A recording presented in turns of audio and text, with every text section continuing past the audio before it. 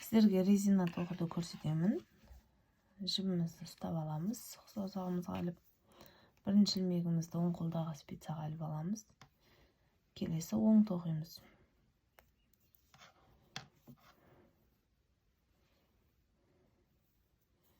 Бір ilmek оң тоқыдық. Екі ilmek оң тоқыдық. Мен сіздерге 2-2 бойынша резина тоқуды көрсетемін. Резина жалпы 1-1, 2-2 немесе 3-3 деген сияқты тоқуға болады.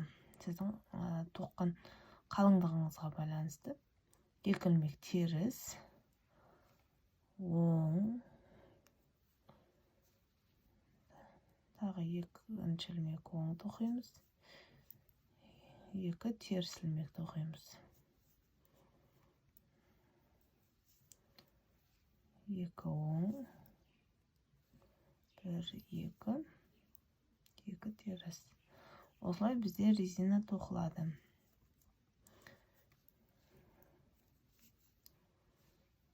Бұл резинаны көбіне жеңге, жағаға қолданамыз.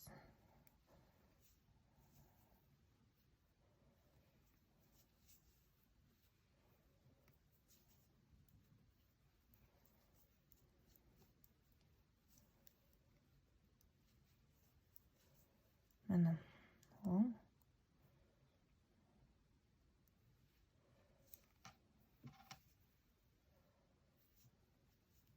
Жиегі тегіс болу үшін міндетті түрде соңғы ilmekті теріс тоқимыз. Яғни мына жерде соңғы ilmегіміз оң тоқылатын болса да, оң тоқылатын болып аяқталса да, жиегі тегіс болу үшін теріс тоқимыз.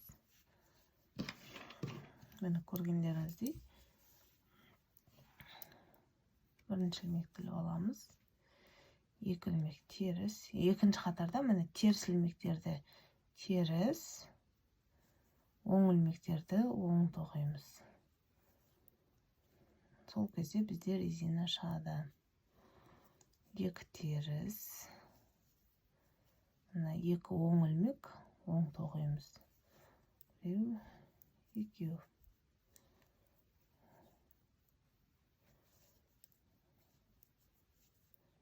2 оң. Міне бізде кішкентай резиналар шығып жатыр. Қазір мен сіздерге бірнеше қатар тоқып көрсетемін. Сіздерде қолдарыңызды үйрету үшін 15-20 қатар тоқыңыздар кемі.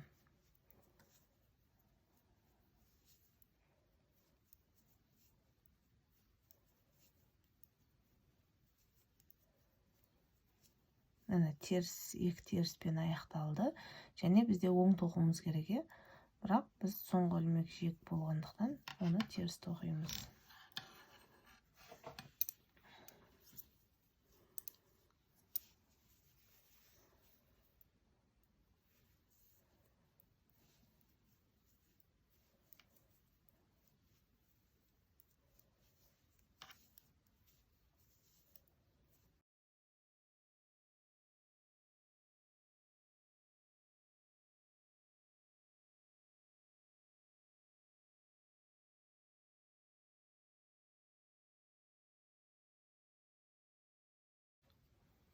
Мені көргендеріңіздей бізде резина пайда болып жатыр. Сіздер көп қылып тоқыңыздар, сол кезде кәдімгі объемді көрінеді. Менде үлгі болғандықтан мен кішкентай ғана тоқып көрсеттім сіздерге. Міне өріліп әдемі резина пайда болды. Жиегін біздің қысқарту әдістеріміз бойынша 15-20 қатар тоқыңыздар, сол бойынша қысқартып үлгі жасайсыздар.